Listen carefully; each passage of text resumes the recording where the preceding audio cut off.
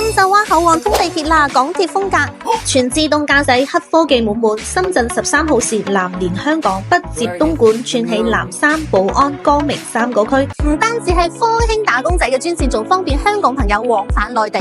而家開通咗7個站，全程12分鐘，用自助票務機，機器人唔使排隊，即可搞掂票務問題。仲有智能 AI 問詢服務，用人面或者掌紋識別。入出站號絲滑，車上大屏實時推送站點信息，真係好貼心啊！